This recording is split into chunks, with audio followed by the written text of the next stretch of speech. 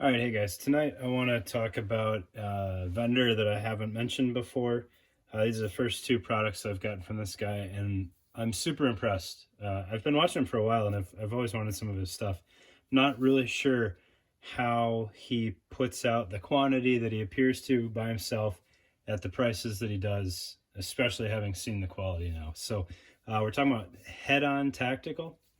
All right. So the first item is going to be something that I had done custom. So I've had this Paraclete MFS pouch for over a decade now, and I wanted a way to make it make more sense or be more usable.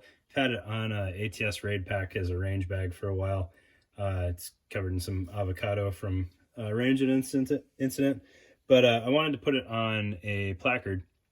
Problem with this thing is it's 7 columns wide, and you can make it work on 6, but then it gets real wavy and goofy and whatnot. So I thought, why not have a triple 308 placard made and have the front face specifically be 7 columns, so this thing will fit. Which he did. Bang up job on. Super impressed. If you haven't seen one of his placards before, he's got pretty decent Velcro coverage on the back. I wish it went all the way up on the back for height wise, but a ton of companies don't, and I think it just has to do with too much going on in one spot between 2 layers of Velcro and everything else. But he's got good quality buckles, good stitching on there.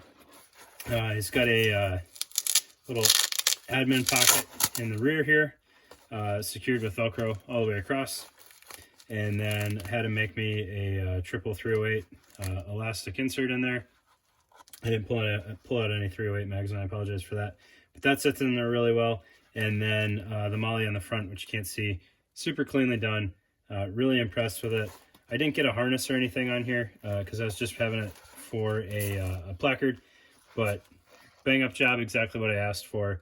And couldn't be happier with this 7-column 308 placard. Right? But then the other issue I had was, so I had this Multicam Arid here, and there's not a whole lot of support for Arid out there. So I wanted a dangler, and I found out that Head-On was getting into the dangler game a little bit. So we've got this one here, and it's a very nice size, just short of the full width of the plate bag. I've got it pulled out just a little bit here so that it will sit better, not being worn and everything. But it's got some webbing on the bottom, so you can put some shot cord on there and mount yourself a tourniquet if that's something you want. And then it is Velcro lined on the body side with some loop, and it has a zippered pocket on the side facing away from you.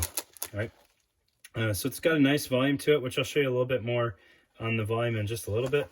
But this thing is not just a dangler. It has a pretty neat trick to it, which I'll take it off the vest here and I will show you guys what it's all about. All right, so looking a little bit closer at this dangler from Head-On Tactical, you can see it's built like a fairly traditional dangler pouch. It has a loop outer face and a hook interface on the vest attachment portion. So some things are made backwards from that. Just be aware of that if this thing interests you. Check your vest before you buy it. But then on the back side here, you'll notice it's got these 2 little tabs of 1 wrap, or not 1 wrap, I'm sorry, just hook, 1-inch hook. And we can pull those down and we are left with a loop portion and then the vest mounting hook portion here. And the reason why that's set up that way is so that we can grab this, which is our Fanny pack adapter here, and we can throw that on the back, and we just line up that Velcro there, throw that down, and then secure these 1-inch tabs, and now we have a Multicam Arid Fanny pack. All right, which I think is really cleanly done. There's other companies that do different attachment methods. I think LVT has one out now. I haven't gotten my hands on one of those yet, so I can't really comment on it.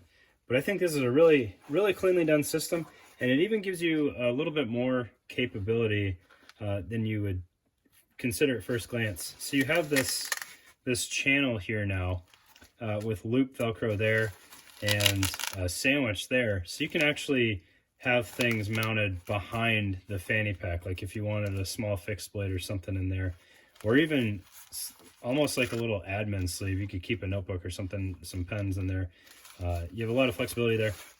And then just to give you guys rough size estimation here, so we've got a essentially a Glock 19. We have a Glock 19 length, and then I've got a Glock 19 mag in there to simulate the length of the grip there. And then obviously you wouldn't run this holster in here. That setup doesn't make a lot of sense, but you can see a full body Kydex holster with the pistol and the appropriate mag in there with a base plate even will fit in here and zip up completely. So it has a good bit of size to it. And then you still have that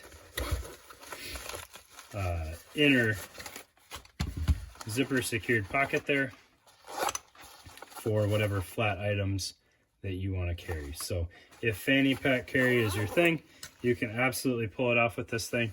I think with one of the Raven, like, I think they're the Vanguards, you could even do a weapon mounted light on here and still fit in there just fine.